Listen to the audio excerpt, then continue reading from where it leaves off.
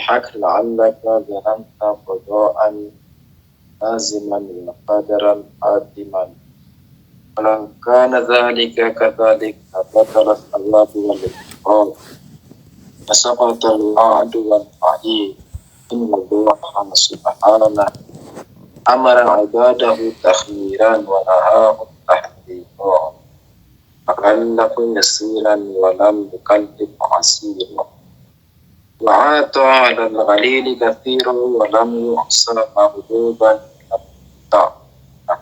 ولم يرسل الأنبياء لعبا ولم ينزل الكتاب للعباد عبثا ولا خلق السماوات والأرض وبينهما باطلا. Sebagaimana telah dibahas sebelumnya bahwa di dalam hikmah yang ke-78 ini Islam hendak menjelaskan dan menjabarkan tentang qada dan qadar, di mana memang pembahasan qada dan qadar ini termasuk salah satu pembahasan yang pelik, termasuk salah satu pembahasan yang rumit, dan termasuk salah satu pembahasan yang banyak terdapat perbedaan di dalamnya, khususnya di pembahasan para mutakallim, para kalam, maupun di pembahasan falsafah. Dan kita sudah menyampaikan beberapa pengantar untuk sampai pada pembahasan qadar. Ini kita katakan sebelum membahas asli pembahasan qadar ini, ada beberapa pengantar, ada beberapa mukadimah yang harus kita lewati dulu sehingga nantinya sampai pembahasan qadar dan qadar ini kita akan lebih mudah, kita akan lebih mengalir di dalam pembahasan dan bisa menyelesaikan dan menjawab berbagai persoalan-persoalan maupun syubhat maupun iskalan-iskalan yang akan kita temui di pertengahan pembahasan. Beberapa mukadimah tersebut sebelumnya kita telah membahas tentang istilah-istilah di dalam hadis ini. Apa itu wa'ad, apa itu wa'id, apa itu qadar, kita sudah bahas secara istilah. Dan kita juga sudah membahas mukadimah yang pertama tentang keharusan adanya, kita mengatakan apa? Ada 3 jenjang pembuktian bahwa wajib wujud itu ada. Yang pertama apa? Yang pertama kita katakan sekedar kita memiliki rasa takut, atau misalnya kita memiliki suatu pengalaman yang mengerikan, lalu serta-merta kita mengatakan, oh iya saya percaya ada Tuhan.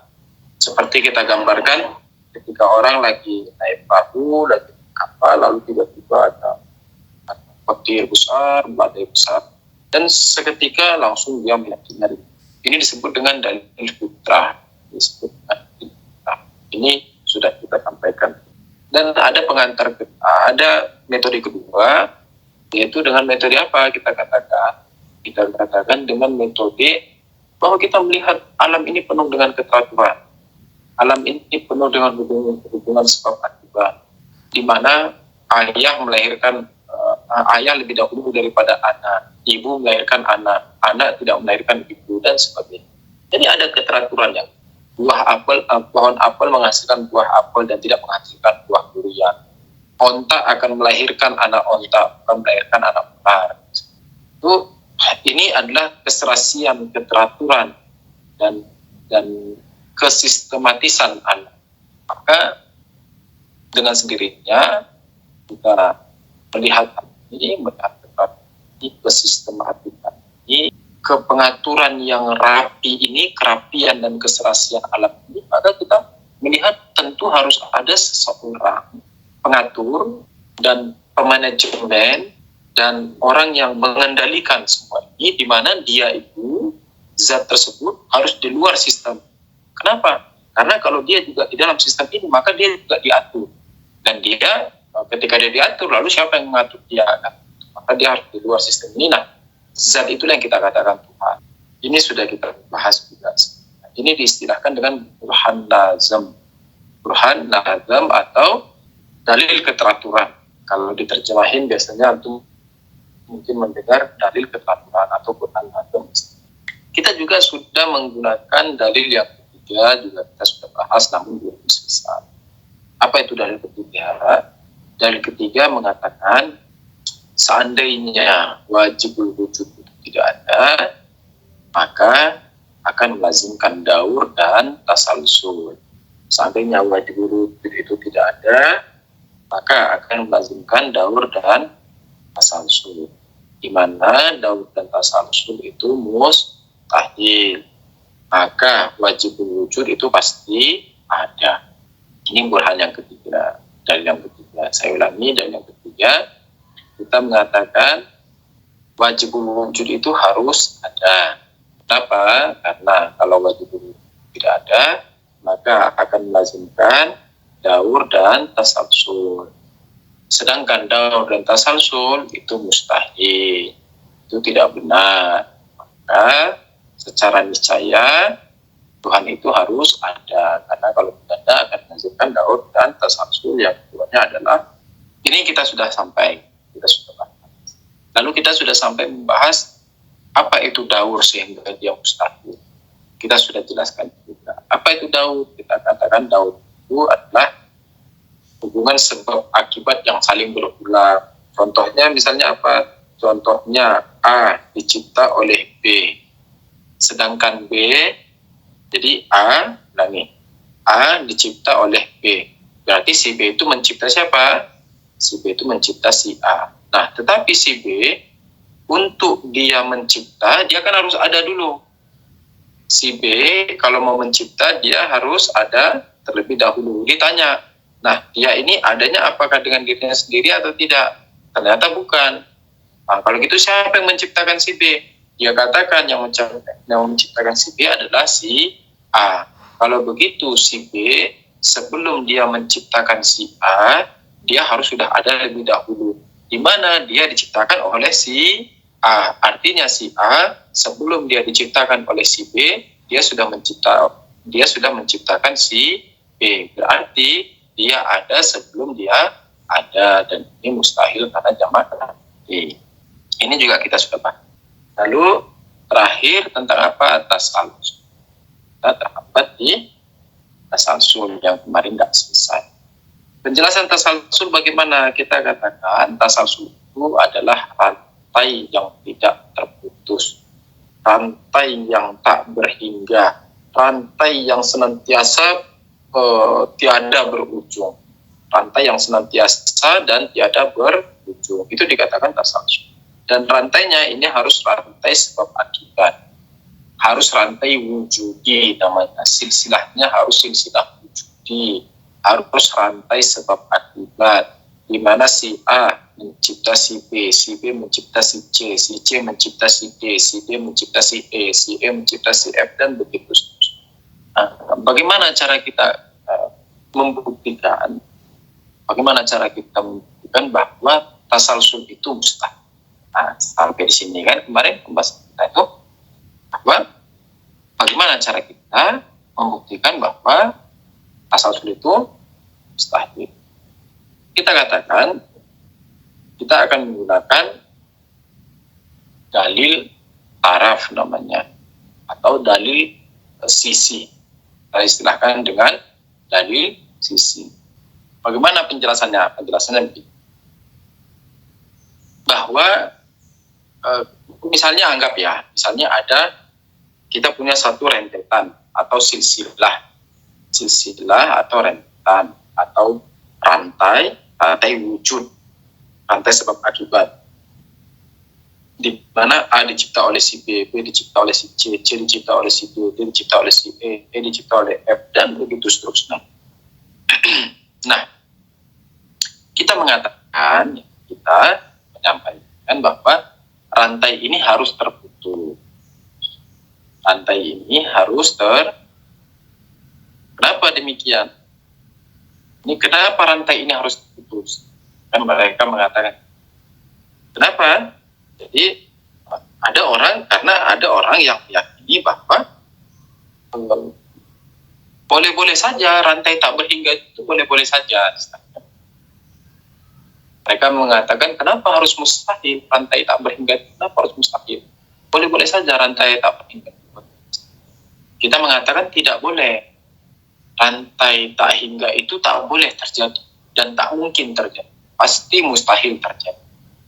Kenapa mustahil terjadi? Nah, karena kita di dalam rantai, mau rantai apa saja, kita anggap contoh dari rantai terkecil ya. Rantai terkecil itu ada 3. Rantai terkecil itu ada 3. A, B, C. Ada A, ada B, ada C. A dicipta oleh B, dan B dicipta oleh C. B, A dicipta oleh B, dan B dicipta oleh C. Di dalam 3 rantai ini, kita punya 2 sisi pinggir dan 1 sisi tengah. Kita punya 2 sisi pinggir dan 1 sisi tengah. Di mana 2 sisi pinggirnya itu, yakni jari manis dan jari telunjuk. Ini 2 sisi pinggir, jari manis dan jari. Dan kita juga punya sisi yang di sini ditunjukkan oleh jari tengah. Ini disebut dengan sisi tengah. Nah, pertanyaannya, apa yang kamu maksud dengan sisi pinggir, Yusuf? Jadi kita tanya, Yusuf, apa yang kamu maksud dengan sisi pinggir ini? Yusuf menjawab, yang sama dengan sisi pinggir adalah sesuatu di mana setelahnya atau lagi, yang saya maksud dengan sisi pinggir adalah sesuatu di mana setelahnya atau sebelumnya dia tiada. Jadi yang kita maksud dengan sisi pinggir adalah sesuatu di mana setelahnya atau sebelumnya adalah ketiadaan. Setelahnya atau sebelumnya adalah ini tidak kalau dia di sebelah kiri maka tidak ada lagi setelah. Kalau dia di sebelah kanan maka tidak ada sebelumnya. Itu yang kita maksud dengan sisi pinggir. Lalu kalau sisi tengah apa dong, Yusuf? Sisi tengah apa dong? Yusuf mengatakan yang kita maksud dengan tengah suatu di mana setelah maupun sebelumnya. Jadi dua-dua. Sesuatu di mana setelah maupun sebelumnya terdapat sesuatu. Ini disebut dengan sisi tengah. Jadi setelahnya ada C dan sebelumnya ada A. Sedangkan kalau si A, sebelumnya dia tiada. Kalau si C, setelahnya dia tiada. Hanya kita katakan sisi pinggir itu adalah sesuatu di mana setelahnya atau sebelumnya, makanya pakai kata atau sebelumnya, ya. Oke, ini penjelasan tentang sisi pinggir dan sisi. Sekarang kita tanya sama mereka, yang kita menanyakan kepada mereka, pada siapa? Kepada orang-orang yang menyatakan boleh saja silsilah tak hingga itu terjadi. Boleh saja silsilah tak hingga itu terjadi. Maka kita bertanya kepada Oke, kalau kamu mengatakan bahwa silsilah tak berhingga itu boleh saja terjadi dan mungkin terjadi, maka saya mau tanya, ini silsilah kamu kan kamu bilang tak terbatas. Silsilah kamu bilang tak terbatas. Rantai kamu ini kamu katakan tak berujung. Dia menjawab, iya, tak berujung. Oke. Dan kamu mengatakan boleh tidak berujung. Dia bilang, iya boleh tidak berujung. Yang kamu maksud tidak berujung itu apa? Kita tanya. Yang kamu maksud tidak berujung itu apa? Ya, tidak berujung. Jadi dia jawab apa? Dia jawab, maksudnya tidak berujung itu, yakni di atasnya masih ada atas lagi. Dan di bawahnya masih ada bawah lagi. Kan gitu namanya nggak berujung kan gitu. Yang namanya nggak berujung itu, yakni di atasnya masih ada atas lagi, dan di bawahnya masih ada bawah lagi. Itu baru nggak berujung. Oke?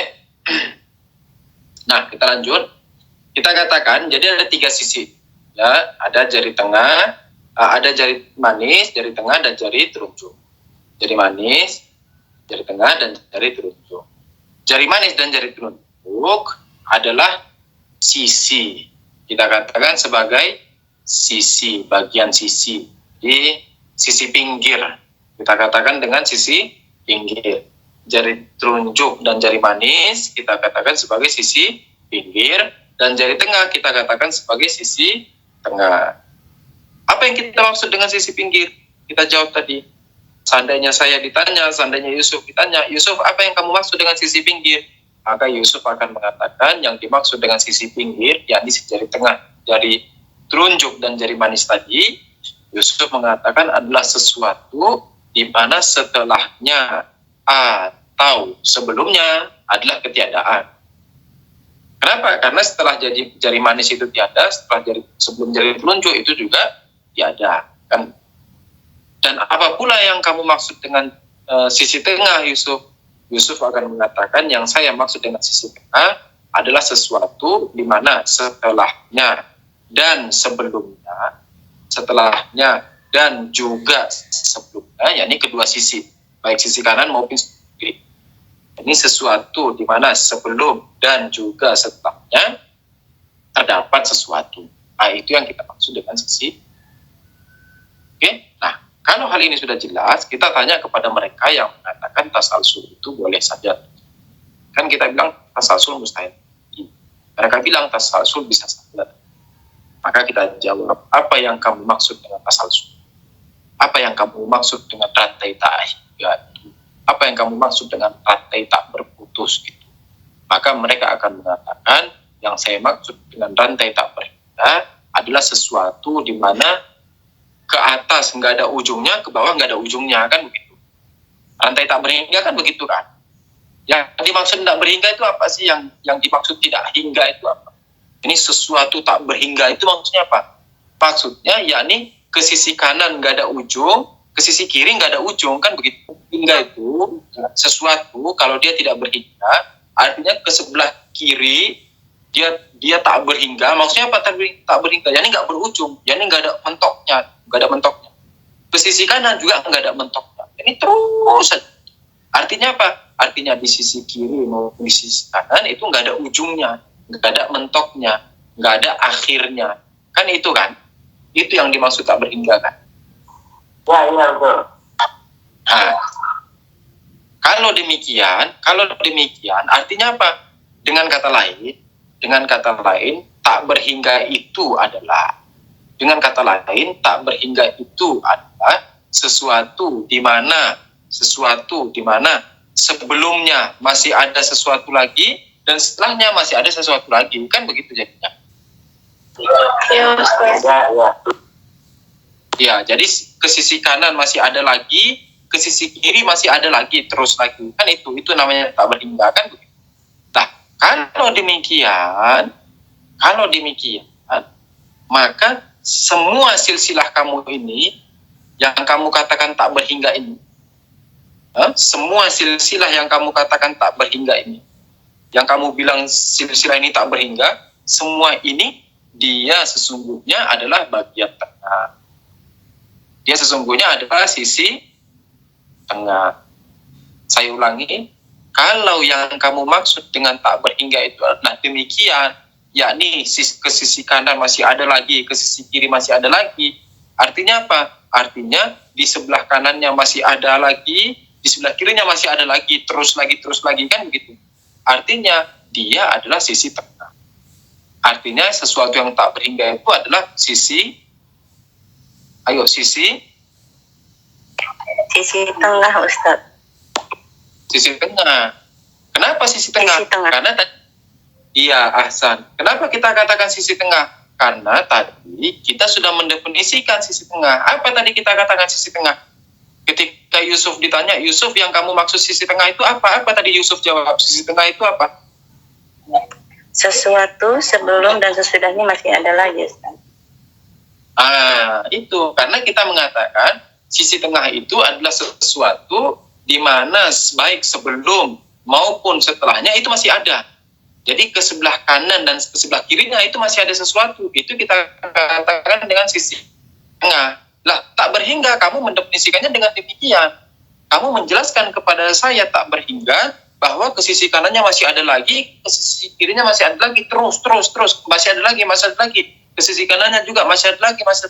Lah, itu berarti sisi tengah. Artinya apa? Ke sisi kanan masih ada, ke sisi kiri masih ada. Berarti ini namanya sisi tengah. Ini namanya sisi tengah. Artinya apa? Artinya seluruh rangkaian tak berhingga kalian ini, kita jawab kepada mereka, kita katakan kepada mereka, seluruh rangkaian tak berhingga kalian ini, itu adalah rangkaian sisi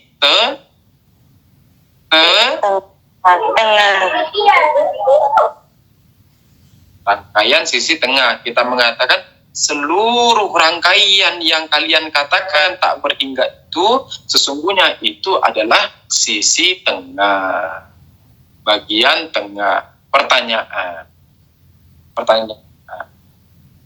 bisakah sesuatu itu dikatakan dia bagian tengah kalau tidak ada sisi pinggir? Tidak, Ustaz. Sesuatu itu tidak bisa dikatakan dia sisi tengah kalau tidak ada sisi pinggir. Bagaimana mungkin kita bisa mengatakan dia sisi tengah sementara tidak ada sisi pinggir? Kan begitu. Bagaimana mungkin kita mengatakan dia sisi tengah kalau tidak ada sisi pinggir? Kalau kamu mengatakan, oh sudah kalau gitu, ambil saja sisi pinggir. Berarti ada kan sisi pinggir tuh? Kalau dia mengatakan boleh ada sisi pinggir. Kan kita bilang bahwa segala silsilah, kita mengatakan kepada mereka, segala silsilah tak berhingga kamu punya itu adalah sisi Tengah. Sisi tengah, kan begitu. Segala silsilah yang kamu punya, yang kamu katakan tak berhingga itu sesungguhnya adalah sisi tengah. Sekarang Yusuf mengatakan, kalau begitu, mungkinkah ada sisi tengah, tapi tiada sisi pinggir? Kita mengatakan tidak mungkin. Tidak mungkin. Kenapa? Karena bagaimana bisa ada tengah tapi nggak ada pinggir? Kamu mengatakan dia tengah tapi nggak ada pinggir. Gimana kamu mengatakan dia tengah? Kamu bilang dia tengah, artinya apa? Artinya sebelumnya. Sebelumnya itu kan berarti pinggir. Dan setelahnya akan berarti pinggirannya. Berarti harus ada sisi pinggir sehingga kamu mengatakan dia sisi tengah. Nah, kalau kamu menerima adanya sisi pinggir, berarti rangkaianmu terbatas. Kan begitu. Kalau dia menerima adanya sisi pinggir, berarti rangkaian yang dia bilang tidak terbatas itu sesungguhnya adalah rangkaian yang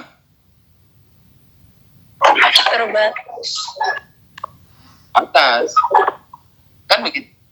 Yang dia bilang rangkaian tidak terbatas itu bisa terjadi, sesungguhnya itu adalah rangkaian yang terbatas. Kenapa? Karena tidak mungkin sisi tengah tanpa ada sisi pinggir. Tetapi kalau dia mengatakan tidak, saya mau tetap sisi tengah tapi nggak ada sisi pinggir, kita bilang ini mustahil.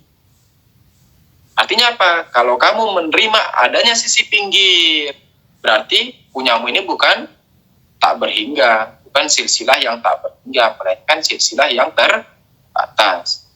Tetapi kalau kamu menolak adanya sisi pinggir, ini akan melazimkan jamak nakidin. Kenapa jamak nakidin?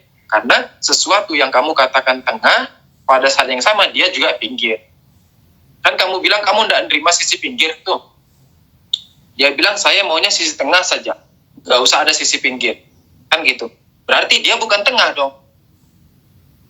Dia bilang saya maunya sisi tengah saja, nggak usah ada sisi pinggir. Ya berarti si tengah ini bukan tengah dong, melainkan dia adalah pinggir. Kenapa? Karena cuma dia sendiri. Jadi nggak ada setelahnya dan nggak ada sebelumnya, kan berarti dia pinggir. Kayak misalnya nih Yusuf, sebelumnya nggak ada dan setelahnya nggak ada, kan berarti Yusuf sendirian. Berarti kan pinggiran istilahnya. Jadi hanya satu saja sendiri. Artinya apa? Artinya berarti itu bukan rangkaian. Yang kamu bilang rangkaian berarti dia bukan rangkaian. Sementara kamu mengatakan itu rangkaian. Jadi kamu mengatakan dia rangkaian padahal dia bukan rangkaian, dan kamu mengatakan dia tengah padahal dia bukan. Nah, ini jadi jamak nakutin. Dan inilah yang kita katakan bahwa tasalsul itu melazimkan kaum mustahilat. Jelas sampai di sini? Sisi tengah adalah karena ada sisi pinggir kiri dan sisi pinggir kanan. Ya, kiri itu kita sebut A misalnya, terus kanan kita sebut E, berarti tengahnya B, C, D.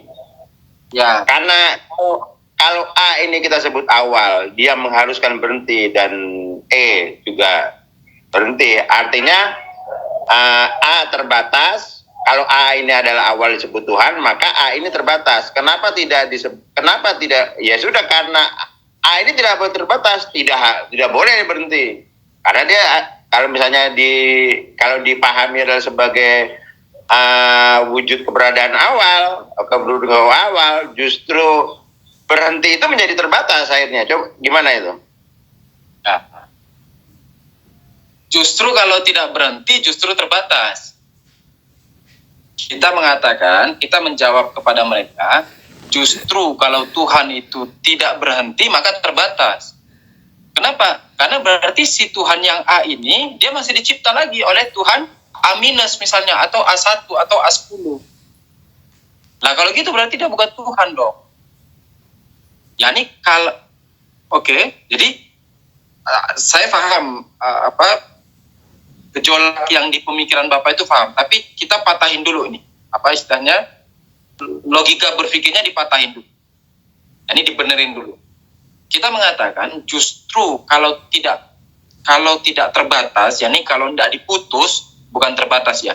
Justru kalau tidak diputus rangkaian ini, maka si A itu yang kita katakan Tuhan, itu justru terbatas jadinya. Ini justru tidak sempurna. Maksud terbatas ini tidak sempurna. Si Tuhan ini, si A ini kan kita katakan ada A, B, C nih.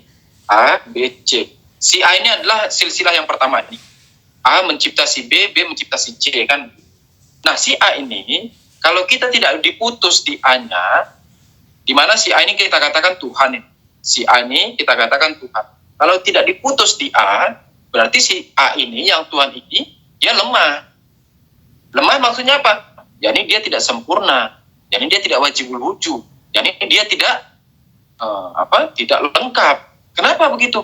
Karena dia masih dicipta oleh yang sebelumnya, jadi dicipta oleh si A10 misalnya yang di pinggirnya sini, atau A1 atau A2. Nah ketika dia dicipta oleh A1 atau A2, berarti dia tidak sempurna. Ketika dia tidak sempurna, berarti dia terbatas si A. Si A ini berarti bukan Tuhan, berarti dia bukan wajibul wujud. Itu berarti apa? Dia harus diputus di sini. Jadi tidak ada lagi sesuatu sebelumnya. Apa maksudnya? Apa maksudnya tidak ada lagi sebelumnya itu? Apa maksudnya Yusuf? Ketika kamu mengatakan Tuhan itu, si A ini adalah Tuhan, yakni wujud pertama, sebab pertama, sebab segala sebab, dia adalah wajib wujud, tetapi setelahnya itu adalah tiada. Berarti kan ini terbatas nih. Nah, kan gitu kan, logika tadi itu kan gitu. Jadi kalau sebelumnya ada kan kenapa? Iya betul. Begitu berujung, dia artinya terbatas. Dia awal, sebelumnya tiada. Kalau misalnya awal adalah yang tidak awal dalam maksud paham adalah tidak berawal, justru tidak ada awal itu gitu. Ya. Nah, jadi saya ulangi lagi. Kita mengatakan si A ini yang kita katakan sebagai Tuhan, rangkaiannya harus diputus sampai di sini. Jadi sampai di Tuhan rangkaiannya harus diputus.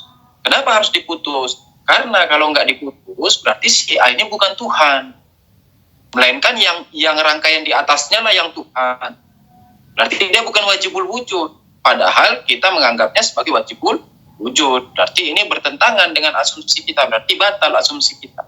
Nah, agar asumsi kita tidak batal, apa yang harus kita lakukan? Maka rangkaian kita harus diputus sampai di A. Rangkaian kita harus diputus sampai di A. Oke, kita putus rangkaian kita sampai di A. Orang akan mengisytihat, kalau gitu Yusuf, kalau kamu mau memutus rangkaian ini, sehingga di atas A itu sudah nggak ada lagi, berarti Tuhan kamu terbatas. Kenapa terbatas? Ya buktinya kamu putus tuh rangkaiannya. Kan berarti rangkaiannya jadi pendek tuh. Kan gitu. Mestinya ke atas lagi, dia jadi lebih banyak, kamu putus dia jadi lebih pendek. Kita katakan, oh enggak, bukan itu maksud kita. Maksud kita memutus itu apa? Ini. Maksud kita memutus itu apa? Maksud kita memutus adalah memutus silsilah illat wa ma'lul. Maksud kita memutus adalah memutus rangkaian sebab akibat. Nah ini. Makanya tadi saya katakan silsilahnya ini silsilah sebab akibat. Silsilah ini silsilah wujudi namanya. Silsilah wujudi, silsilah sebab akibat. Jadi yang kita putus itu adalah hubungan sebab akibat. Artinya apa? Artinya si A ini dia tidak lagi dicipta oleh sebelumnya. Ini yang kita maksud. Kenapa? Karena kalau dia dicipta oleh yang sebelumnya, maka dia bukanlah batin. Kalau gitu, terus mereka akan mengiskal lagi. Ini iskalan pertama sudah dapat jawabannya nih.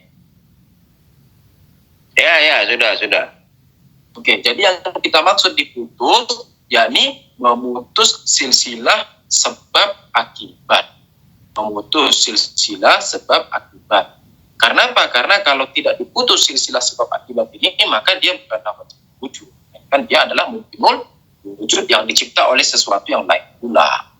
Oke? Nah, ini jawaban atas iskalan pertama. Iskalan yang kedua, mereka akan mengatakan, loh tadi kamu mengatakan apa? Sisi itu kamu mengatakan apa? Sisi pinggir. Sisi pinggir adalah sesuatu di mana sebelumnya tiada. Kan kamu bilang begitu, Yusuf. Bilang begitu. Sisi pinggir adalah sesuatu di mana sebelumnya tiada. Atau setelahnya tiada. Kalau setelah berarti untuk yang akibat. Kalau sebelum berarti untuk yang sebab. Nah, pembahasan kita di sebab nih. Kalau di akibat kan gampang. Di pembahasan kita di sebab ini. Kamu mengatakan sisi pinggir bagian sebab adalah sesuatu di mana sebelumnya tiada. Berarti dia terbatas dong. Kenapa? Karena dia dibatasi oleh Ketiadaan. Sekarang Yusuf tanya. Sekarang Yusuf balik tanya. Ketiadaan itu apa sehingga dia bisa membatasi?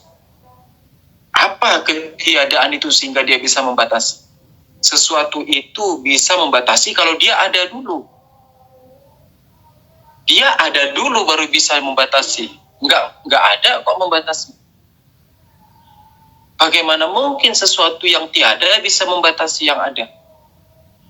Awalan, nanti kita akan masuk di penjelasan berikutnya, di pembahasan berikutnya, kita akan menyampaikan ada beberapa kaidah. Salah satu kaidahnya bahwa sesuatu yang wujud tidak mungkin bercampur dengan ketiadaan. Wujud itu mustahil bercampur dengan ketiadaan. Kenapa? Karena kalau wujud bercampur dengan ketiadaan, artinya akan melazimkan jamak nakutin, dan ini mustahil. Jadi dia wujud sekaligus tak wujud, ini mustahil. Jadi kita mengatakan rantai diputus bukan bermakna bahwa kalau gitu ini dibatasi oleh ketiadaan. Tidak. Memangnya ketiadaan itu ada sehingga dia bisa membatasi. Ketiadaan itu bukan sesuatu yang bisa membatasi. Sesuatu yang bisa membatasi itu adalah keberadaan. Sesuatu itu ada dulu baru bisa membatasi. Di dalam pembahasan hudud yakni ta'rif, definisi, dalam pembahasan definisi, ada mungkin sering mendengar istilah insanu hewanun natikun, kan gitu. Al-insanu hewanun natikun. Jadi manusia itu adalah hewan berakal, hewan rasional. Nah, ketika kita definisi itu kan artinya membatasi. Definisi itu yakni membatasi, mau mengkerangkeng insan. Jadi insan itu mau dikerangkeng. Kenapa mau dikerangkeng? Sehingga selain insan tidak masuk ke dalamnya, atau yang insan tidak keluar dari insan. Yani si insan jangan sampai jadi kuda, atau yang kuda jangan sampai jadi insan. Makanya harus dikerangkeng. Nah, apa yang mengkerangkengnya? Dikatakan al-insanu hewanun natikun. Nah, yang mengkerangkeng itu adalah hewan dan natik. Hewan dan natik ini amri wujudi, bukan amri ada. Jadi sesuatu itu ada dulu, wujud dulu, baru bisa mengkerangkeng. Kalau nggak ada, gimana bisa mau mengkerangkeng? Ini jawaban kita terhadap iskalan yang ke jelas ini Pak. Kedua, jelas. Kalau tidak jelas, kalau masih ada iskalan sampaikan loh ini karena pembahasan tauhid, hati-hati ya. Ya ini tidak usah buru-buru, dipahami dengan matang, pelan-pelan saja, pelan-pelan diulang lagi di pahaman kita, diulang lagi. Kalau masih belum renyah diiskal, masih belum renyah ditanya, masih belum renyah atau anggaplah sudah paham nih. Anggaplah antum sudah paham, boleh saja. Afwan, Anda mau menyampaikan pahaman Anda benar atau enggak. Nah, biar kita tidak mengatakan bahwa pahaman saya paling benar, enggak. Tapi minimal kita bisa saling menguji apakah sudah benar atau belum. Karena kalau gagal dalam akidah ini ribet nanti. Ya ini akan berdampak kemana-mana. Gagal dalam akidah akan berdampak kemana-mana. Jadi akan berdampak ke aktivitas, berdampak ke jalan pemilihan kehidupan, berdampak dalam berperilaku, berdampak dalam mengambil keputusan, segalanya berdampak. Jadi kalau gagal dalam tauhid itu benar-benar berdampak dalam kehidupan. Makanya kita akan melihat misalnya seseorang di satu sisi dia dermawan banget, tapi di bagian lain kok pelit banget. Nah, itu kenapa? Karena kita tidak memiliki pandangan seperti yang dia miliki. Contoh misalnya. Ana contohin marhum Ustaz Hasan Abu Ammar. Allah darajatah. Mungkin antum akan dan antum lebih banyak punya pengalaman dengan beliau bahwa di satu sisi beliau dermawan banget, betul-betul dermawan, tangannya ngalir, jor-joran, ya kan, di satu sisi. Tapi di sisi lain pelit banget, ini betul-betul pelit banget. Contohnya misalnya apa? Kalau melihat ada orang datang mau minta tolong, terus misalnya butuh uang begitu, maka akan ditanya, kamu merokok enggak? Oh iya merokok. Rokokmu berapa per hari? Segini. Terus apa lagi? Kamu punya HP? Iya punya. Beli pulsa? Iya beli pulsa. Kamu buat apa? Buat nonton ini itu. Beliau akan mengatakan apa? Lah kalau gitu ngapain kamu minjem ke saya? Seandainya rokoknya dikurangin, nontonnya dikurangin, kamu enggak akan minjem. Nah istilahnya begitu. Jadi dan orang akan mengatakan, wah ini orang pelit banget. Bukan pelit, tetapi kita yang tidak sampai pada tingkatan. Beliau sudah sampai pada tingkatan tauhid yang kita tidak sampai ke situ. Makanya cara pandang beliau itu kita anggap sebagai sesuatu yang aneh, misalnya sesuatu yang asing, misalnya. Bukan sesuatu yang asing. Kita yang masih terlalu di bawah sehingga melihatnya itu asing bagi kita. Padahal kita yang masih berpecer-peceran, kita yang masih bercomber-comberan ini, bukan beliaunya. Nah, itu. Jadi, atau misalnya mengatakan di satu sisi beliau hati-hati dalam urusan fikih. Lalu kita mengatakan, Marhum Ustaz was-was, orangnya was-was. Bukan was-was. Katakan bahwa jangan nyalahin orang. Wah, Marhum Ustaz Hasan Abu Ammar orangnya was-wasan. Bukan beliaunya yang was-was, tapi katakan bahwa sayanya yang tidak hati-hati dalam fikih. Nah itu katakan. Jadi jangan terus orang yang disalahin. Marhum Ustaz Hasan Abu Ammar orangnya was-wasan dalam fikih. Bukan beliaunya yang was-wasan. Katakan bahwa kamunya yang gak teliti dalam fikih. Nah itu. Jangan katakan, Marhum Ustaz Hasan Abu Ammar pelit orangnya. Bukan, katakan kamu yang boros. Jadi betul-betul tauhid, pahaman kita terhadap ketuhanan ini akan mempengaruhi cara hidup kita, mempengaruhi tindakan kita, mempengaruhi cara mengambil keputusan kita. Betul-betul mempengaruhi cara. Orang seandainya yakin, ini benar-benar ya, kalau orang benar-benar yakin bahwa Tuhan itu maha pemberi rezeki, maka tidak mungkin seseorang itu tidur dalam keadaan gundah besok mau makan apa. Ini mustahil. Ini mustahil. Jadi kalau yakin, makanya yakin. Kalau seseorang benar-benar yakin bahwa Tuhan itu maha pemberi rezeki, maka tidak akan mungkin seseorang itu tidur dalam keadaan besok gundah. Dalam keadaan gundah apa? Dalam keadaan gundah gulana besok mau makan apa, ini mustahil. Kalau dia masih gundah gulana besok mau makan apa, berarti belum yakin kalau Tuhan itu mampu. Dia hanya tahu saja, tetapi tidak sampai pada cerita.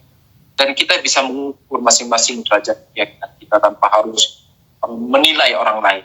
Tidak harus menilai orang lain. Kita tahu bahwa Yusuf tahu seberapa besar keyakinan Yusuf kepada Tuhan. Seberapa besar Yusuf yakin Tuhan itu maha pemberi rezeki. Seberapa besar Yusuf itu yakin bahwa Tuhan itu maha rahmat. Seberapa besar Yusuf yakin bahwa Tuhan itu maha pemberi taubat. Seberapa besar Yusuf itu yakin kalau Tuhan itu maha menutup aib. Nah itu kita tahu semua. Kita tahu semua. Yakinnya kita itu kita tahu semua.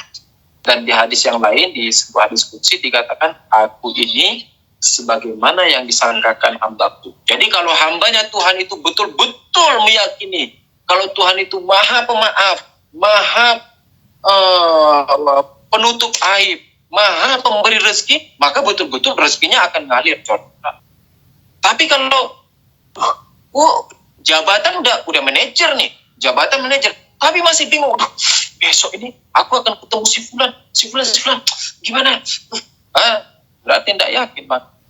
Tetap harus profesional. Kita tetap harus profesional, dipersiapkan segala sesuatunya. Besok mau presentasi, oke. Besok mau presentasi apa saja yang dipersiapkan? A, B, C, D, E. Sudah oke, matang.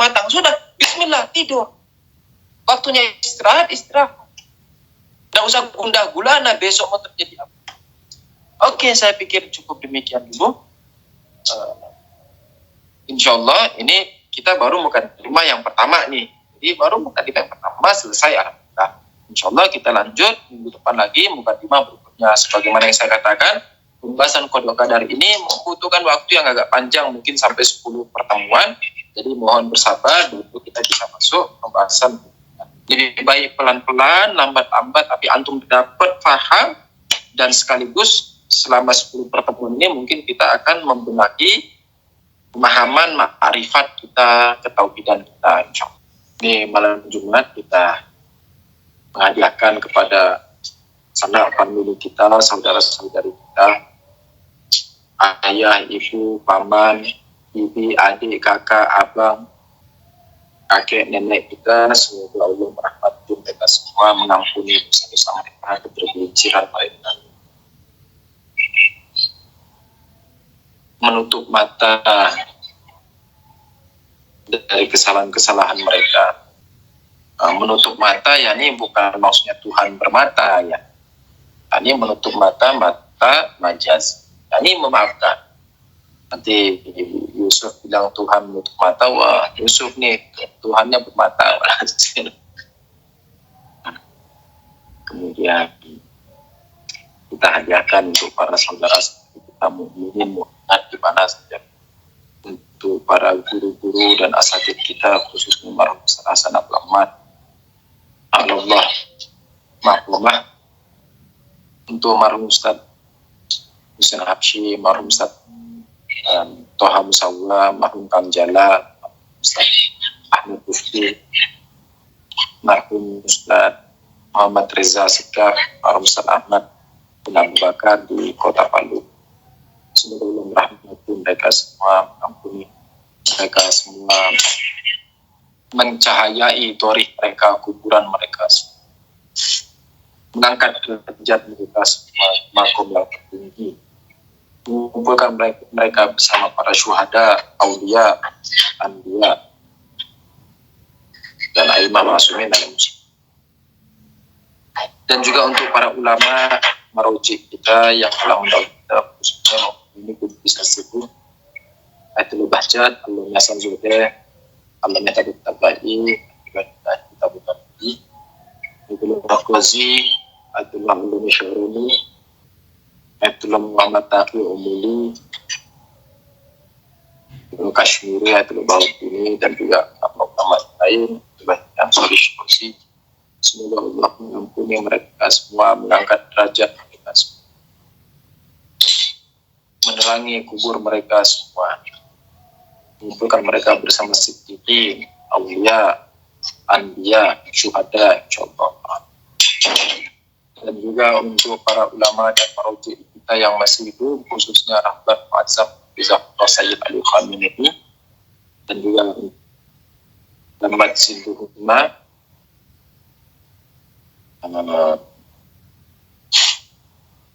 dan juga untuk Ayatullah Noiji, Ayatullah Husin Omri, Ayatullah Hasan Ramizani, dan juga untuk ulama-ulama yang lain, ini berpanjang berkah dan usia mereka.